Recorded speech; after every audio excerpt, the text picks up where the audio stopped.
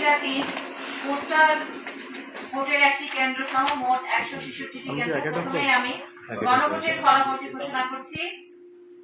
গণভোটের ফলাফল হ্যাঁ ভোট পড়েছে 2,32,925 এবং না ভোট পড়েছে 1,04,883টি। সাতক্ষীরা 3 আসনে হ্যাঁ ভোট জয়যুক্ত হয়েছে।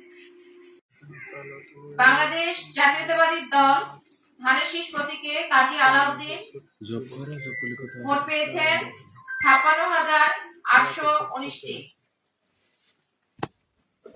জাতীয় পার্টির লাঙ্গল প্রতীকে মোহাম্মদ আরিফ হোসেন ভোট পেয়েছেন 722। ইসলামী আন্দোলন বাংলাদেশ হাতপাখা প্রতীকে মোহাম্মদ ওয়েস কুরনি ভোট পেয়েছে 2,497টি। স্বতন্ত্র প্রার্থী ফুটবল প্রতীকে মোহাম্মদ শহীদুল আলম ভোট পেয়েছেন 1,05,379। আবার বলছি 1,05,379টি ভোট পেয়েছে। বাংলাদেশ মাইনরিটি জনতা পার্টি রকেট প্রতীকে রুবেল হোসেন উনি ভোট পেয়েছেন 583।